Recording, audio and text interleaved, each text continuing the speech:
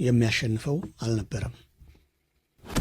ይሄ የሚያሸንፈው አልነበረም የተባለለት ሰው ወደ ሕይወታችን ሲመጣ የሚያስተምረን ነገር ምንድን ነው? ዛሬ በሕይወታችን የምንነጋገረው ለተሸከማችሁት አስቸጋሪ የሕይወት ሸክም እረፍት ይሆናል። የዛሬው ርዕሳችን በሕይወታችን እረፍት የምናገኝበት ነው። ርዕሳችን ማንም አያሸንፈውም ነበር የሚል ነው። የሚያሸንፈው አልነበረም። ዛሬ በእያንዳንዳችን ሕይወት ማንም የማይችለው ለማንም አማክረን መፍትሄ ያላመጣልን ችግር አለ። ብዙዎቻችን መፍትሄ እያፈላለግን ነው። በዙሪያችን ብዙ ችግር አለብን። እንደ ግላችንም፣ እንደ ቤተሰብም፣ እንደ አካባቢም፣ እንደ ማህበረሰብም፣ እንደ ሰው ብዙዎቻችን ችግር አለብን። ብዙ ችግር አለብን። መልስ የሚፈልጉ መፍትሄ የሚፈልጉ ብዙ ችግሮች አሉብን። ግን የሚያሸንፈው ጠፍቷል። ይህን ሐሳብ የምናገኘው በቀጥታ ወደ መጽሐፍ ቅዱስ እንሂድና በማርቆስ ወንጌል ምዕራፍ 5 ላይ ነው። በማርቆስ ወንጌል ምዕራፍ 5 ላይ ከአቅም በላይ የሆነ የሚያሸንፈው የሌለ አንድ ከባድና አደገኛ ሰው እናገኛለን። እብድ ነው። ይሄ ሰው ራሱን ያጣ ሰው ነው። ብዙ ጊዜ እብድ ሰዎች ራሳቸውን ያጡ ናቸው። ራሳቸውን ማስተዋል የማይችሉ፣ ራሳቸውን ማወቅ የማይችሉ፣ ለራሳቸው መኖር የማይችሉ፣ ራሳቸውን መደገፍ የማይችሉ፣ ራሳቸውን መጠገን የማይችሉ በአስቸጋሪ ሁኔታ ውስጥ ያሉ ሰዎች ናቸው። ይሄ ሰው አእምሮውን ያጣ ሰው ነው። ይሄ አእምሮውን ያጣ ሰው እንደዚህ ቀላል የሚባል ተራ እብድ አልነበረም። ማንም ሰው የማይችለው አደገኛ ሰው ነበር። በሰንሰለት ይታሰራል፣ አሁንም ይበጥሰዋል፣ ያመልጣል። ለሰዎች በጣም አስጊ የሆነ ነው። በጣም በትልልቅ ሰንሰለት ይታሰራል። ሰንሰለት ሲባል እንዳሁኑ አይነት ብረት ይሄ ሲገፉት በአንድ ጉልበተኛ ሰው እጅ የሚለጠጥ አይነት ብረት አይደለም። ድሮ ነሐስ ተቀጥቅጦ ነው የሚሰራው። ትልልቅ የነሐስ ብረት መስበር ማለት ቀላል አይደለም። የነሐስ ብረትን የሰበረ ሰው የሆነ አቅም አይችለው። የብዙዎቻችንም ሕይወት በነሐስ ሰንሰለት የታሰረ ብዙ ሕይወት አለ። ለሰው አንነግረው። ውስጣችን የተደበቀ ህመም አለ። በጣም የሚያሰቃየን ህመም ሰው አልቻለውም። ለሐኪም ተናግረን፣ ለባለሙያ ተናግረን፣ ጸበል ጠጥተን፣ ጸበል ተጠምቀን፣ ታላላቅ አባቶች ጸልየውልን፣ የእግዚአብሔር ሰዎች ጸልየውልን ምንም መፍትሄ ያጣንበት የባህል ሕክምና ሄደን በጣም የተቸገርንባቸው ነገሮች አሉ። በትዳራችን ላይ፣ በግል ሕይወታችን ላይ፣ በስራችን ላይ ብዙ የነሐስ ሰንሰለት አለ። በቃ ችግሮቻችንን የሚችላቸው ጠፍቷል። ከአቅም በላይ የሆኑ ችግሮች አሉ አብዛኞቻችን። ይሄ ሰው የሚችለው አልነበረም ይላል። የማርቆስ ወንጌል ምዕራፍ 5ን በሙሉ አንብቡት። የማርቆስ ወንጌል ላይ ማንም ሰው አይችለውም ነበር ነው የሚለው። ማንም ሰው በሰንሰለት ያስሩታል፣ አሁንም ይወጣል። በሰንሰለት ያስሩታል፣ አሁንም ሰባብሮ ያመልጣል። ሰዎችን ሁሉ ይተናኮላል። ማንም ሰው አይችለውም ነበር። ይሄ ሰው በየጉድጓዱ በየተከፈተው መቃብር ውስጥ በየተራራ እየዞረ ይጮሃል። ሰውነቱን በባልጩትና በድንጋይ ይፍቃል፣ ይጮሃል፣ ይፍቃል፣ ይጮሃል። ብዙ ሰዎች፣ ራሳቸውን የሚጎዱ ሰዎች፣ ውርደት ቦታ የሚውሉ ሰዎች፣ ጥፋት የሚያጠፉ ሰዎች ወደው እንዳልሆነ ማወቅ አለብን። ከዚህ በኋላ ብዙ ሰዎች አሁን የወጣላቸው ተሳዳቢ ሆነዋል። ጥሩ የነበሩ ሰዎች ምን ሆነው ነው? መርጠውት አይደለም፣ ተምረው ተመረቀውት አይደለም። ሰው ስድብ ተምሮ አይመረቅም። የስድብ ፕሮፌሽን የለም። የስድብ የሥራ ዘርፍ የለም። አንዳንድ ሰዎች ተሳዳቢ ሆነዋል፣ ባለጌ ሆነዋል። ምንድን ነው ስንል ወደው አይደለም። በየቀኑ ይጮሃሉ፣ በየቀኑ ያለቅሳሉ፣ በየቀኑ ያጓራሉ። የተያዙበት ሰንሰለት ከባድ ነው። ማንም አይችለውም። ሰንሰለታቸውን ሊሰብር፣ ሰንሰለታቸውን ሊፈታ ማንም አይችልም። በጣም በከባድ እስራት ውስጥ ነው ያሉት። ይሄ ሰው ሁል ጊዜ ሰውነቱን በድንጋይ ይፍቃል፣ በባልጩት ይፍቃል። እዚህ አንዳንድ የምናያቸውም እብዶች አሉ። እኛ ጋር በመካከላችን ብዙ ሰዎች አሉ፣ ሰውነታቸውን የጎዱ በድንጋይ የሚፍቁ፣ ራሳቸውን የሚገርፉ፣ ራሳቸውን የጠሉ፣ ራሳቸውን የሚወጉ፣ በስለት የሚያደሙ በጣም ብዙ ሰዎች አሉ። እነዚህን ሰዎች እግዚአብሔር ይድረስላቸው። ከአካላዊ ጉዳት በላይ ከአካላዊ መቁሰል በላይ ብዙዎቻችን ሕይወታችን ቆስሏል፣ ልባችን ቆስሏል። በዙሪያችን ባሉ ሰዎች ውስጣችን ባለ ችግር ብዙዎቻችን ተቸግረናል። ባጭሩ በጣም አስቸጋሪ የሕይወት ሸክም ተሸክመናል። የዛሬው ትምህርታችን ግን የዛሬው ርዕሳችን የዛሬው ውይይታችን የተሸከምነውን አስቸጋሪ የሕይወት ሸክም ከጫንቃችን የሚያንከባልል ከሕይወታችን የሚያስወግድ ትምህርት ነው። ይሄ ሰው ማንም ሊረዳው አይችልም። ማንም መድኃኒተኛ የተባለ የእግዚአብሔር ሰው የተባለ የሚጸልይ የሚያጠምቅ ሊታደገው አልቻለም። ከያዘው ክፉ መንፈስ ሊያላቅቀው አልቻለም። ለብዙ ዓመት እንደዚህ ያደረገ፣ ብዙ ዘመን በዚህ ክፉ ሕመም፣ ብዙ ዘመን በዚህ ክፉ መንፈስ ተሰቃየ። የሚችለው አልነበረም። ማንም ሰው ይዞ አያቆመውም። ችግሮቻችን ከአቅም በላይ ሆነዋል። እንደ ግልም፣ እንደ ማህበረሰብም፣ እንደ ትውልድም፣ እንደ ሀገርም ከአቅም በላይ የሆኑ ብዙ ችግሮች አሉብን። ብዙዎቻችን እያለቀስን ነው። የተሸከምነው አስቸጋሪ የህይወት ሸክም በጣም ቀጥቅጦን ደክሞናል። አብዛኞቻችን ችግር ውስጥ ነው ያለ ነው። ይህ ሰው እንደዚህ ባለበት ወደ ጌርጌሴኖን ወዲያው በታንኳ እንደደረሰ ኢየሱስ ክርስቶስ ከሐዋርያቱ ጋር ከታንኳ እንደወረደ ይሄ ራሱን ይጎዳ፣ ይሄ ራሱን ያሰቃይ የነበረ ሰው፣ በክፉ መንፈስ የታሰረ ሰው እየሮጠ መጣና ወዲያው ሰገደለት። የሚገርመው ነገር ሰዎች ያልቻሉት፣ ሰዎች ያልገዙት፣ ሰዎች ሊያስገዙት ያልቻሉት፣ ሰዎች ሊያሸንፉት ያልቻሉት ትልልቅ ነገሮቻችን እግዚአብሔር ወደ ሰፈራችን ሲመጣ፣ እግዚአብሔር ወደ ህይወታችን ሲመጣ፣ እግዚአብሔር ወደ ቤታችን ሲመጣ ችግሮቻችን መንከባለል ይጀምራሉ። በጌታ ፊት መውደቅ ይጀምራሉ። ይሄ ሰው በጌታ ፊት መጥቶ ሰገደ። ማንም አይችለውም ነበር እኮ።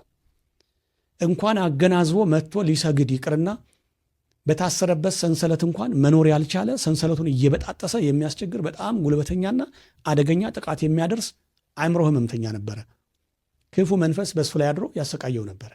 ኢየሱስ ሲመጣ ግን ሰገደ። የሚገርመው ነገር በህይወታችን ብዙ አስቸጋሪ ልምምዶች አሉን፣ ልንወጣውና ልናሸንፈው ያልቻልነው። በብዙ ስርዓት ውስጥ ነው ያለነው። በብዙ ጫና፣ አስቸጋሪ የህይወት ሸክም የተሸከመናለን። ጌታ ሆይ ከዚህ ነገር መቼ ነው የምወጣው? ጌታ ሆይ ይህን ነገር መቼ ነው የማሸንፈው? ጌታ ሆይ ይህን ነገር መቼ ነው ድል የማደርገው? ጌታ ሆይ ከዚህ እስራቴ መቼ ነው ነፃ የምወጣው ብለን ብዙዎቻችን የምናለቅሳለን። በጣም ብዙዎቻችን ብዙ ችግር አለ፣ ተቆጥሮ አያልቅም የሰው ችግር። በደፈናው ግን ራሳችሁን መርምሩ። የሥጋ ደዌ ያለበት በህመሙ በጣም የሚሰቃይ ለሰው መንገድ የተቸገረ ነግሮም ሊፈታለት ያልቻላለ።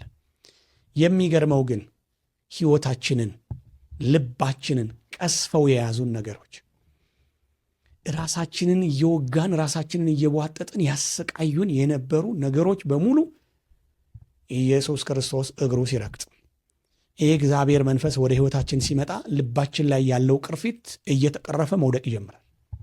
ሰውነታችን ላይ ያለ ደዌ እያዤ ማለቅ ይጀምራል። ፊታችን ላይ የተደቀነ ጋሬጣ እየተነቀለ መውደቅ ይጀምራል። የተጠመዱ ወጥመዶች እየተነቃቀሉ ችካሎቻቸው እየረገፉ መውደቅ ይጀምራሉ።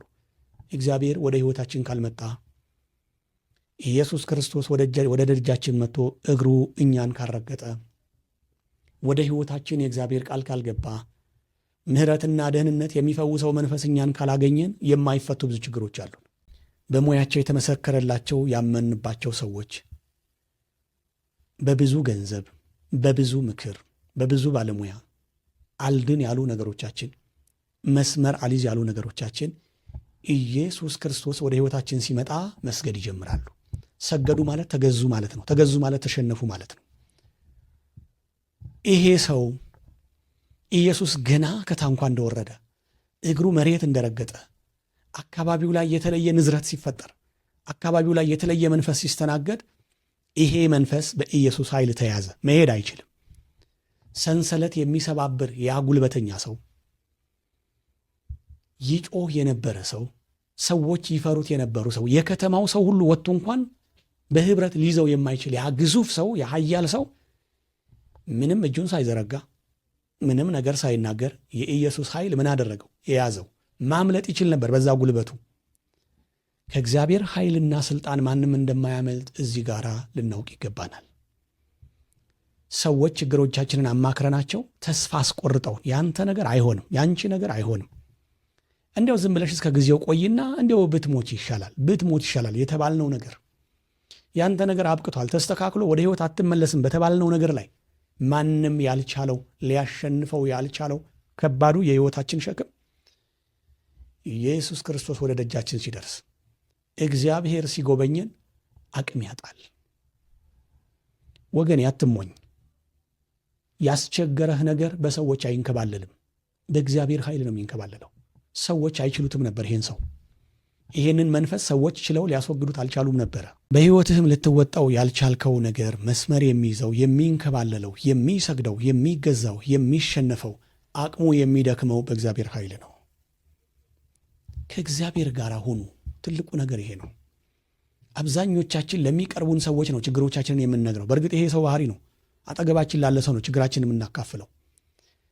ከሰው መፍትሄ ሰጭነት በላይ ግን እግዚአብሔር ለዘላለም መፍትሄ ሰጭ ነው። የዘላለም መፍትሄ ሰጪ ኢየሱስ ክርስቶስ ነው።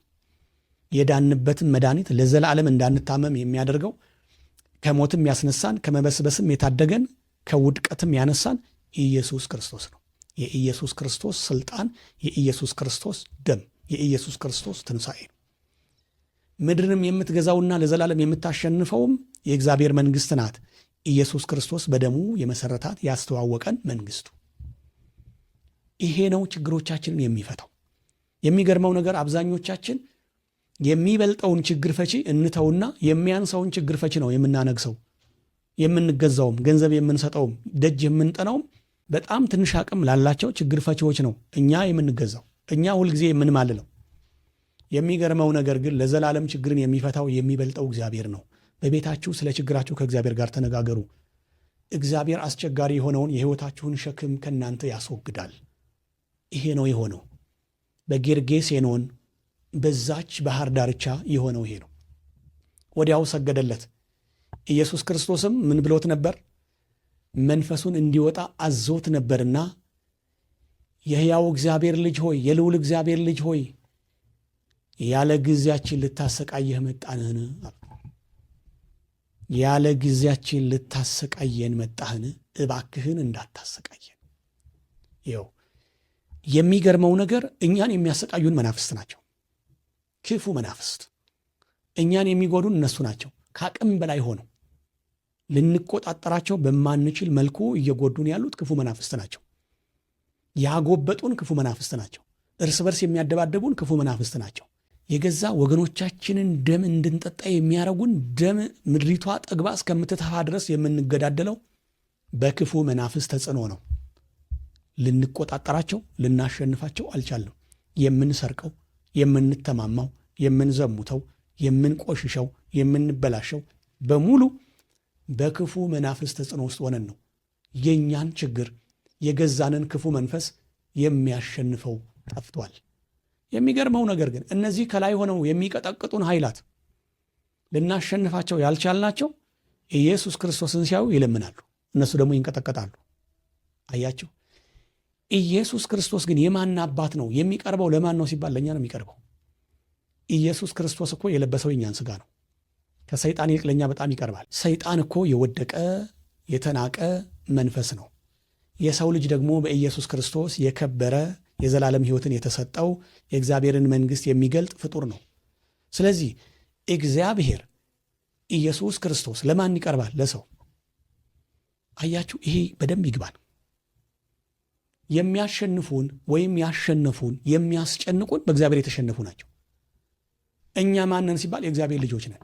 እንዴት ነው እነዚህን ክፉ ነገር ማሸነፍ ያልቻልነው? እውቀቱ ይሄ ነው። ትምህርቱ ይሄ ነው። የሚያሸንፈው አልነበረም ርዕሳችን ነው። በማርቆስ ወንጌል ምዕራፍ 5 ላይ ያለው ወደ ሕይወታችን ቀጥታ ስናመጣው ይሄ የድሮውን ታሪክ ማንበብና የድሮውን ታሪክ ማብሰልሰል አይጠበቅብንም። የዛ ሰውዬ ታሪክ በእያንዳንዳችን ሕይወት ውስጥ አለ። አሁን ችግራችንን የሚችለው ጠፍቶ፣ ችግራችንን የሚያሸንፈው ጠፍቶ፣ እርስ በርሳችን ስንበላላ ሀይ የሚለን ጠፍቶ፣ ከመካከላችን የሚያስተምረን የሚገስጸን በቅድስናና በብቃት መቆም የሚችል አንድ ሰው ጠፍቶ፣ የሚያስታርቀን ሰው ጠፍቶ፣ የሚመክረን ሰው ጠፍቶ፣ አርያ ሆኖ የእኛን ክፋት በመልካምነቱ የሚያሳፍር ደግ ሰው ጠፍቶ፣ ምድር በክፉ ሰዎች ተሞልታ፣ አገራችን በአመፅ ተሞልታ፣ ወንድማማቾች እርስ በርሳችን እየተደባደብን ከአቅማችን በላይ ሆኗል ችግራችን። ታሪካችን ሲታይ ማንነታችን ሲገለጽ ግን እኛ ማንን ሲባል የእግዚአብሔር ልጆች። የተሸነፉ መናፍስት ናቸው ያሸነፉን። ይሄ ከባድ ውድቀት ነው። ይሄንን ትምህርት ስንነጋገር በዚህ ትምህርት ውስጥ የምናገኘው የራሳችንን ውድቀት ነው፣ የራሳችንን አቅመ ቢስነት ነው፣ ወይም ያለንን ኃይልና ጸጋ አለማወቅ ነው። የማን ልጆች እንደሆንም አልተረዳንም። እኛ የእግዚአብሔር ልጆች ነን። በክርስቶስ ኢየሱስ በኩል ኃይል ያገኘን፣ በክርስቶስ ኢየሱስ በኩል ጉልበት ያገኘን፣ በክርስቶስ ኢየሱስ በኩል የዘላለምን ሕይወት ያገኘን የእግዚአብሔር ልጆች ነን። የሚገርመው ነገር ግን በኢየሱስ ክርስቶስ ድል የተነሳው በኢየሱስ ክርስቶስ የተቀጠቀጠው የተሸነፈው ክፉ መንፈስ አለቃ ሆኖ ተቀምጦብናል። በየጊዜው ራሳችንን በድንጋይ እየቧጨርን በስለት እየወጋን በባልጩት እየፋቅን እያንዳንዶቹ ችግሮቻችን እኮ ለእኛ ባልጩት ናቸው። ራሳችንን እየወጋን ነው። በራሳችን ክፋት፣ በራሳችን አመፅ፣ በራሳችን መለያየት፣ በራሳችን ስግብግብነት፣ በራሳችን ዘረኝነት፣ በራሳችን ድንቁርና አለማወቅ ራሳችንን እየወጋን ነው። ገላችንን እየፋቅን ነው። ራሳችንን ሲባል ቀጥታ ፊዚካሊ ራሳችንን ላንወጋ እንችላለን። ወገናችንን የምንጎዳው ራሳችንን እየጎዳን ነው። ምክንያቱም ማንም ሰው በክርስቶስ ኢየሱስ ሕያው ከሆነ ለዚህ ሁሉ የዓለም ሕዝብ ክርስቶስ ኢየሱስ በመስቀል ላይ ከተሰቀለ እያንዳንዱ ሰው የክርስቶስ ደም ዋጋ ተከፍሎለታል። ሰውን ስናሳድድ ራሳችንን እየወጋን ነው፣ ክርስቶስንም እያሳደድን ነው። ይሄ ይግባን። የሚያሸንፈው አልነበረም፣ ርዕሳችን ነው። የሕይወታችን ከባዱ ሸክም የሚንከባለለው እግዚአብሔር ወደ ሕይወታችን ሲመጣ ነው። ስለዚህ የምድርን ግርግር፣ የሰውን ልጅ ሰውኛ ትምህርት፣ የራሳችንን ክፉ መሻት እንተውና ለእግዚአብሔር እንገዛ፣ ለእግዚአብሔር እንስገድ። በኢየሱስ ክርስቶስ መዳን ለሆነልን ሕይወት ትክክለኛ የሆነ እምነት ይኑረን። ያን ጊዜ ሕይወታችን ሰላም ይሆናል። እረፍት የምናገኘው እንደዚህ ነው። ኢየሱስ ክርስቶስ ይሄ ሰው እንደሰገደለት ክፉን መናፍስ ገስጾ ካወጣው በኋላ ሰውየው ደህና ሆኖ አዩት፣ ዳነ። ያገላውን ይቧጭር የነበረ ሰው እኔ አሁን ላይ ሆኖ ብናየው ምን ይመስል ነበር ብዬ ሳስብ ቃላት ሁሉ ነው የማጣው። ለብዙ ዘመን በባልጩት በድንጋይ ሰውነቱን ፍቆ ወደ ቀልቡ ሲመለስ በእርግጠኝነት የራሱ ገላም ነው የሚቀፈው፣ የራሱ ገላ ነው የሚያስጠላው። አንድ ገላ የለውም። በጣጥሶ ገላውን እያንዳንዳችን መንፈሳዊ ዓይናችን ተገልጾ እግዚአብሔር ደርሶልን ክፋታችንና ያሸነፈን ክፉ ነገር ከእኛ ተንከባሎ የእውነት ወደ ቀልባችን ተመልሰን ራሳችንን ብናየው በብዙ ነገር ተቦጫጭረን ቆስለናል። በጣም የሚያስጠላ ገላ ነው ያለን፣ የሚያስጠላ ማንነት ነው ያለን። በስርቆት፣ በዘረኝነት፣ በጥላቻ፣ በስግብግብነት፣ ባለማወቅ፣ በድንቁርና፣ በግልፍተኝነት በብዙ ነገር ሰውነታችን ተጭሮ በጣም የሚያስጠላ ገላ ነው ያለን።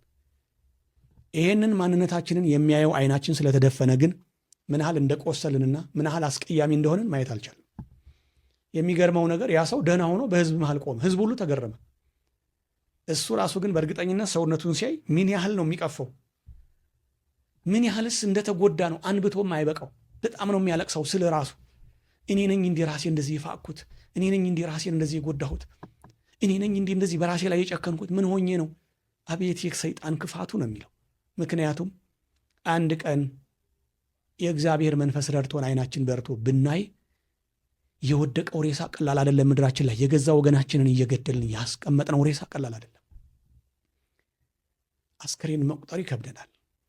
የራሳችንን ሕይወት እንዴት እንዳጎሰቆልን፣ የራሳችንን ማንነት እንዴት ለማይረባ ዋጋ እንደሸጥ ነው፣ እኛ ራሱ በምን አይነት የከፋ ድህነትና ባርነት እንደምንኖር ብናይ የእውነት አንዳንድ ሰው አንብቶም አይበቃው። ግን መንፈሳዊ ዓይናችን ስላልተገለጠ በስጋ የቆሸሽነውን በክፋት የራሳችንን የጎዳነውን መልካችንን ማየት አልቻለም። እግዚአብሔር ግን ያስቸገረንን የሕይወት ሸክም ከኛ ላይ አንከባሎ የረፍትን ሕይወት ይስጠን። አመሰግናለሁ ለነበረን ጊዜ። ደጉ አባታችን ከታሰርንበት ሰንሰለት ፈቶ ከምንሰቃየው ስቃይ አሳርፎ በሕይወት ያኖረን የተመሰገነ ይሁን። ለነበረን ጊዜ በተወደደ አክብሮት ሰላም ብያለሁ። ደህና ሁኑልኝ።